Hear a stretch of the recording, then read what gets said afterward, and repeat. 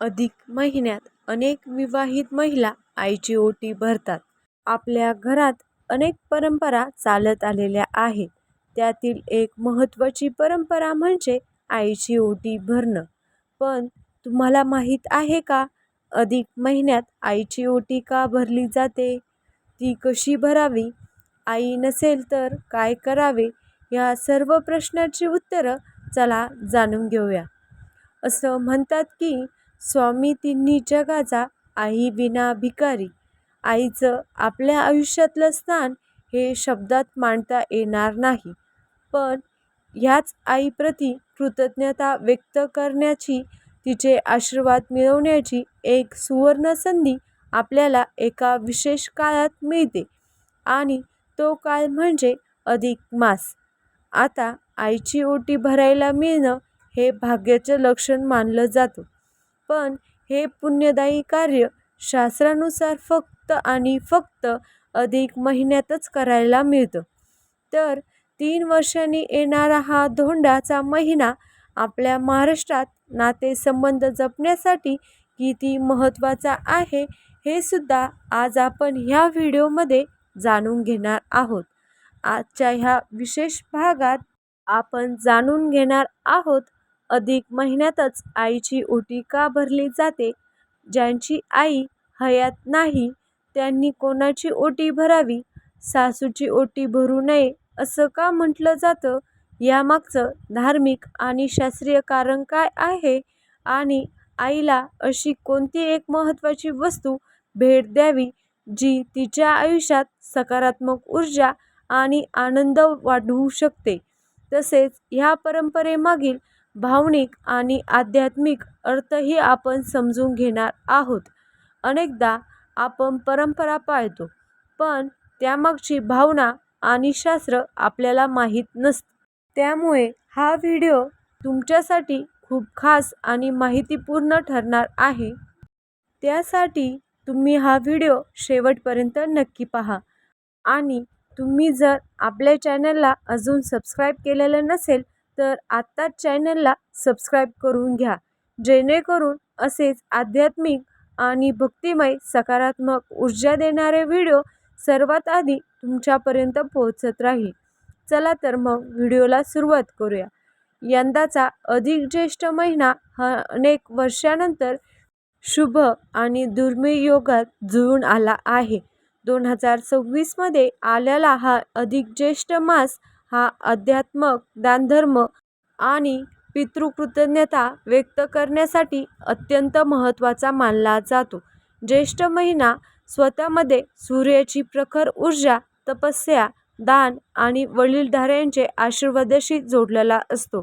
आणि त्यात अधिक महिन्याचा संयोग आल्याने ह्या काळाचे महत्त्व अनेक पटींना वाढले आहे. अधिक महिना हा पुरुषोत्तम मास म्हणून ओळखला जातो. हा महिना भगवान श्री हरिविष्णूंना समर्पित मानला जातो. या महिन्यात जप, तप, दान, दीपदान, व्रत आणि सत्कर्म केल्यास त्याचं फळ अधिक प्रमाणात मिळतं, अशी धार्मिक मान्यता आहे. त्याचवेळी ज्येष्ठ महिना संयम, सेवा, पाण्याचे दान, अन्नदान आणि कुटुंबातील ज्येष्ठांचा सन्मान करण्याचा महिना मानला जातो. त्यामुळे यंदाचा अधिक ज्येष्ठ मास हा श्रीहरी विष्णूंची भक्ती, दानधर्म आणि कृतज्ञता व्यक्त करण्याचा अद्भुत संगम ठरत आहे. विशेष म्हणजे ह्या काळात केलेले तांबूलदान, पाण्याचे दान, वडीलधाऱ्यांची सेवा, गरजूंना अन्नदान आणि देवपूजा यांना अत्यंत शुभ मानले जाते. अनेक महिलांसाठी हा काळ माहेरच्या ऋणाची जाणीव ठेवण्याचा, आई-वडिलांप्रती कृतज्ञता व्यक्त करण्याचा आणि कुटुंबाच्या सुख-समृद्धीसाठी प्रार्थना करण्याचा मानला जातो. धार्मिक मान्यतेनुसार अधिक ज्येष्ठ महिन्यात केलेले प्रत्येक सत्कर्म हे मनशांती, सकारात्मक ऊर्जा आणि घरातील सुख-समृद्धी वाढवणारे मानले जाते. त्यामुळे हा महिना केवळ पंचांगातील अतिरिक्त महिना नसून आध्यात्मिक शुद्धी आणि पुण्यसंचय करण्याची सुवर्ण संधी मानली जाते. आता ओटी भरणं म्हणजे नेमकं काय, हे आधी बघूया. ओटी भरणं हा शब्द आपण नेहमी ऐकतो, सण समारंभ ही विधी करतो, पण याचा मूळ अर्थ काय? जेव्हा आपण एखाद्या सुवासिनीची किंवा गर्भवती स्त्रीची ओटी भरतो, तेव्हा तिच्या साडीच्या पदरात तांदूळ, सुपारी, हळकुंड, नारळ आणि खण घातला जातो. आध्यात्मिक दृष्टिकोनातून ओटी भरणं हे गर्भधारणेचं प्रतीक म्हणजेच मातृत्वाचं प्रतीक मानलं जातं. स्त्रीच्या पोटातील सर्जनशील शक्तीचा, तिच्यातील देवत्वाचा हा एक प्रकारचा सन्मान असतो. आपल्या संस्कृतीतील स्त्रीला शक्तीचं रूप मानलं जातं. ओटी भरून आपण तिच्यातील त्या शक्तीला वंदन करतो. आता मुख्य प्रश्नाकडे वळूया. शास्त्र असं सांगतं की विवाहित स्त्रीने एरवी आपल्या आईची किंवा सासूची ओटी भरू नये. मग फक्त अधिक मासातच हा नियम का बदलतो? ह्यामागे खूप भावनिक आणि आध्यात्मिक कारणं आहेत. आता विवाहित मुलीसाठी तुमच्या आईने तुमचे कन्यादान करून जगातील सर्वात मोठे दान केलेले असते. स्वतःच्या काळजाचा तुकडा दुसऱ्याच्या घरी सोपवणं हा खूप मोठा त्याग आहे. ह्या त्यागाबद्दल कृतज्ञता व्यक्त करण्यासाठी अधिक मास सर्वोत्तम काळ मानला जातो. शिवाय असे मानले जाते की अधिक मासात आईची ओटी भरताना मनात हा भाव असावा की पुढच्या जन्मी सुद्धा मला ह्याच आईच्या पोटी जन्म मिळू दे. तिसरी महत्त्वाची गोष्ट, आईच्या ओटी पोटात मुलगी स्वतः 9 महिने राहिलेली असते. ज्या उदरातून आपला जन्म झाला त्या उदराची म्हणजेच ओटीची पूजा करणं हे भाग्याचं लक्षण मानलं जातं. म्हणूनच ह्या महिन्यात आईचा सन्मान करून तिला साडी चोळी देऊन तिचं आशीर्वाद घेणं हे सौभाग्यदायक मानलं जातं. आता अनेकांच्या मनात हा प्रश्न पडलाच असेल की सासू ही सुद्धा आईच असते, मग त्यांची ओटी का भरू नये? तर याचं कारण आपल्या परंपरेत दडले. लग्नानंतर जेव्हा सून पहिल्यांदा सासरी येते तेव्हा सासू तिची ओटी भरते. याचा अर्थ असा की सासू तिच्या मुलाची आणि घराची संपूर्ण जबाबदारी सुनेच्या ओटीत टाकते. सासूकडून मिळालेला हा आशीर्वाद किंवा ही जबाबदारी ओटी भरून परत द्यायची नसते. तो आशीर्वाद आपण आयुष्यभर जपायचा असतो. म्हणूनच अधिक महिन्यात सासूची ओटी भरण्याऐवजी आईला प्राधान्य दिलं जातं. आता मुख्य प्रश्नाकडे वळूया. जर आई नसेल तर कोणाची ओटी भरावी? तर मंडळी, नियती कधीकधी कठोर असते, पण भक्तीमध्ये प्रत्येक गोष्टीला पर्याय असतो. जर तुमची आई हयात नसेल तर तुम्ही काही पर्याय निवडू शकता. जसे तुम्ही समाजातील कोणत्याही पुण्यवान, वृद्ध किंवा सौभाग्यवती स्त्रीची आईच्या स्थानी मानून ओटी भरू शकता. सासूला सोडून जर तुम्हाला कोणाचीही ओटी भरणं शक्य नसेल तर तुमच्या कुलदेवतेची म्हणजेच अंबाबाई, तुळजाभवानी किंवा तुमची जी कुलदेवता असेल तिची ओटी मनोभावे भरावी. देवी सुद्धा सर्व विश्वाची आई आहे. तिची ओटी भरल्याने तुम्हाला तुमच्या आईचे आशीर्वाद प्राप्त होतात अशी श्रद्धा आहे. तुम्ही एखाद्या गरजू सुवासिनीला साडी चोळी देऊन तिची ओटी भरली तरीही त्या माऊलीचे आशीर्वाद तुम्हाला मिळतातच. आता ओटी कशी भरावी आणि आईला काय द्यावं?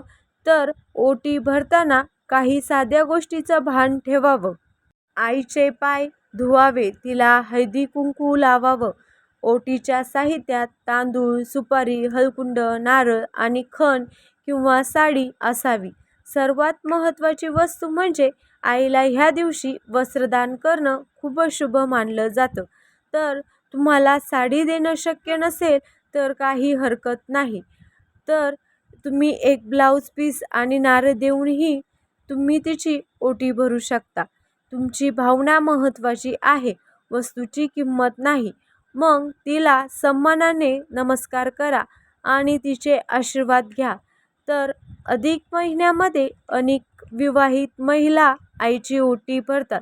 आपल्या घरात अनेक परंपरा चालत आलेल्या आहे, त्यातीलच ही एक महत्त्वाची परंपरा आहे. आईची ओटी भरणं.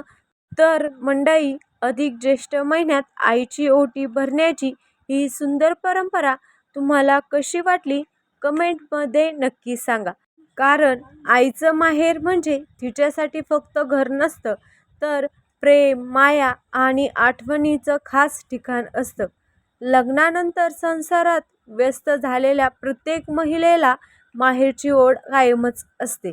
म्हणूनच अधिक महिन्यात आईची ओटी भरणं ही फक्त परंपरा नाही, तर आईबद्दल प्रेम आणि आदर व्यक्त करण्याची सुंदर भावना असते. या दिवशी आईला साडी, नारळ, फळ किंवा छोटंसं गिफ्ट दिलं तरी तिच्या चेहऱ्यावर आनंद दिसू येतो. कारण वस्तूपेक्षा तिला महत्त्व असतं ते आपल्या प्रेमाचं आणि आपुलकीचं. आई आयुष्यभर आपल्या मुलांसाठी खूप काही करत असते.